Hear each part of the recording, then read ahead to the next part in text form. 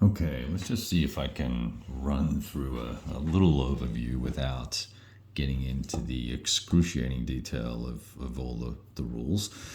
Not that it's painful, just that, there's a lot of different choices as you go through playing Sacred Oil. Anyway, welcome back. Looking at 1985 Sacred Oil, it's the last of the modules in the Under an Iron Sky series set in Persian Gulf.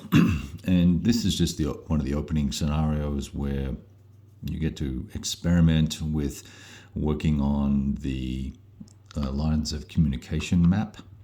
And the context of the scenario is pretty straightforward. It's really just a task force attempting to damage or destroy two Soviet bases that are on the Gulf of Aden / Red Sea area. And so you have 3 turns to execute that, and the Soviets have 3 turns to thwart that. And one of the neat little things is there's a little section of the map called Djibouti, and then just up from there in Ethiopia, or Eritrea as it now is, I believe, is a Soviet base. And let's see if I can actually show you that. We'll zoom out here. So Djibouti is here, which is a French-held area. There's a port there. And then there's another base here. That's the Soviet base. And then this base in Yemen. And they're the 2 bases that we're trying to damage as the US, and the Soviets are trying to put massive pain on in the form of damaged or sunk ships, and in particular carriers, right? So coming back down into this little section here. It was a very jerky zoom, wasn't it? That's the software. Anyway, let's see. We got these 2 Soviet aircraft decided to haul off on a mission by themselves and attempt to attack these 2 French ships to get some cheap damage points. And there are 2 ways I could have done this. I could have left these 2 guys as separate elements and not had them in a task force, or I could have had them in a task force. I elected to have them in a task force because I could. There are choices you can make in terms of whether they're in the outer, inner, or core sectors or rings, depending on how you want to look at them, and or tiers. And so at first I was thinking I was going to have one in the outer tier and then one in the core. But when you start reading the rules, the benefits of doing that aren't quite as significant, given you've only got 2 ships, right? So it was a little bit goofy. It didn't really matter. So I still think it's better off having both these guys here, because you will get some shooting benefits. They'll both get to fire at each of the units coming in. Anyway, these guys came in. The flak missed because they're C-rated. These guys' shots both missed because I rolled like, 1s and 2s and 3s and 4s, a whole bunch for this whole exercise. This was all kind of a moot point. So these chappies are going to go back to the base here, and they're finished for the turn. The ships I'm just going to put the ships here. We'll know that they're there. They can do something later on when it's their opportunity to do something. I'm going to put this little red marker on these guys here and zoom back out so you can see what's going on instead of looking at the reflection of the lights. So I put the units back. Now there's an airbase map, but it's such a small scenario. I've got everything right here, right? So this is Diego Garcia here. All these forces are on this island, but there's also an Air Force base for that and a port for that. Excuse me, and so we can put all the stuff in, right? Now, Task Force 14 has got a whole bunch of units in it, and that's where the primary action really is. And there's a group of individual submarines and a Soviet intelligence ship that are kind of, they're all sitting in the same area, all looking for trouble, right? There's a sub here for the Yanks as well that I haven't really done anything with at the moment. Everything starts out with a detection level of 0. So we went through the exercise of doing detection and doing interception and then detection. And so let's roll over. And that really didn't work out very well for the Soviets because once again they roll poorly. But let's just go over here and have a look. So over here we've got the Soviet subs arrayed. Let me just zoom in a little bit. I think that might be better. And I'll try and pick one of these guys up. So let's grab this guy. So we've got him here. Hold my hand here so you can see. And this particular sub was one of the ones that was successful in intercepting. Now, what's supposed to happen is with this intelligence ship here, I'm supposed to roll a die and roll better than a 9, I think, out of 20 on a D20. And that will automatically give all of the US forces a detection rating of 1, moving it from 0 to 1. And that will make it much easier for these guys to detect because they will get a bonus when they're trying to do their search. Well, these guys failed, which meant that all of these subs, this sub didn't fail, and this sub didn't fail. He actually made it as well. So, but he's an anti-sub warfare submarine. All he can really do is fire at other subs or use ASW, basically torpedoes, I guess. He is a non-cruise missile sub. Let's put it that way. And I'll just double check that here for you. He has no missile combat, only ASW combat. The numbers go left to right: gun combat, missile combat, ASW combat on the bottom row, which you can't see because I'm too far away. And on the top, it's the toughness of the unit, the flak rating, and then the missile flak rating. And we'll look at those in just a sec. So I only had one of these guys go through, right? So we had this dude go through. And so he has a missile rating of 4 and ASW rating of 5. Which reminds me, I could have actually fired the ASW for him as well. Let's roll and see if it's anything useful. Probably not, but we'll check that in a minute.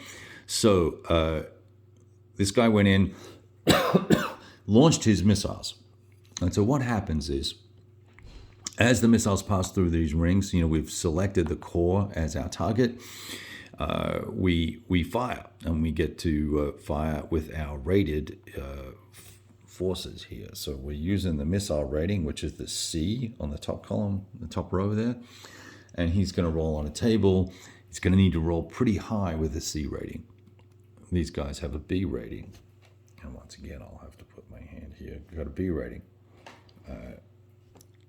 They all missed. And of course, as these guys fire, they go from a detection level 1 now, because they've all shot. I believe that's going to push them up to a detection level 2. Nevertheless, once you get to the core, the missiles then, they're all being, because we were firing a task force, shooting these missiles off at range, and we're not sure who we're going to hit. So you've got to allocate the firepower that's left across these randomly. Okay. Now, what had happened was that the USS or the USN Texas actually fired at some of the missiles and damaged them, or reduced their effectiveness. Right. I'm just going to move the camera over just a tiny bit since we're zoomed in here. So reduce their effectiveness. So instead of having 4 factors coming in here, this guy, I only had 3 factors coming in. And when I rolled on the combat allocation for this, there were 3 ships, and I was given the opportunity to strike 2 of them. It's allocated randomly. The Kitty Hawk was 1, and the Rents was another. Now, I put the least amount of factors, because I only had 3. I put the least amount of factors on here. I put 1 on here and 2 on here. No effect here, and I got a strike here, so we damaged the Rents. So that's a good thing. That's 2 VPs for the Soviets. So, woohoo, they're winning. I was going to mention something else that I forgot. Was that firing? Yeah, so it was these guys that did their anti-missile firing here, their missile flak. So they all fired, and I think that popped these guys all up to a 2 then for that phase. And nevertheless, we go into the ASW phase, and I brought this sub into action, and he basically sneaks in and tries to fire all the torpedoes, and he tries to hit the Kitty Hawk. He missed. Everybody else here then gets a shot at him, and they combine their factors, and they missed. The good news is that his shot was so bad, though, that he shot through and blew his ammo, and so now he's down to ASW halved the next time he attacks, so he'll be a 3.5, and I think we round, I forget which way you round, but it's 3.5 rounded up or down. So that's what happened there. I thought that was pretty goofy. So not a lot happened in the very first turn. There's only 3 turns. So now we've got to zoom. Let's zoom back over here. All right, let's go back over here. Now it's going to be the Americans' turn coming up. Oh, that's right. Before we did that, so I said, well, the heck with that. Let's get the aircraft into the game. So I brought the 2, there's some Sukhov and whoever the TU dudes are, long-range aircraft with standoff capability. They decided that they were going to go all in with an escort, no less, and try and attack the Kitty Hawk. And they, of course, were intercepted successfully by 2 F-14As, and those 2 F-14As then managed to evade having to fight this guy. And then both of those chappies went in to combat against these 2 fellas. Of course, they were on the other side, like so. And now this is where when you're doing air combat, there's some other steps, right? And these guys had to roll to intercept and all the rest of it, but it was pretty easy because we're in the same doohickey here. We only needed a 9 out of 9 or better out of a 1d20, and we were getting some pluses for having AWACS and stuff like that, early warning. So now when we do this combat here, if we were going to do it, it'd be 13 versus 8, and we look at the delta, which would be 5, and here it would be a delta of 8. The 8 number is the evasion, and the 6 number is the strike value, and that's a strike. The 3 value is the strike value there. This is the air-to-air combat. He's a bomber, so we don't have any. So these guys looked at that and went, that's not really cool. I think we'll just abort. But there's a new optional rule, so you can pursue these guys. And of course, these guys being carrier jockeys, ignored orders and took off after these guys and gave them a bit of a shellacking. So those squadrons took a bit of a beating. They both are damaged, and they both lost a step. So that was a pretty good result for the Yanks, doing that to them. These guys will now go back onto the deck. They're used, and I've got to look at remember the recovery, how we go about doing recovery and stuff like that. So that's all that's happened so far. I've been taking it real slow. I've already written up some of the gameplay. I think I wrote up most of this action that happened over here. I haven't written up what happened with the French yet. And we're about to move on to sort of the cleanup phase.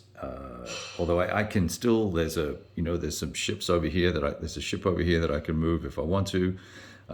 There's some aircraft. Well, they flew. There's a bomber here.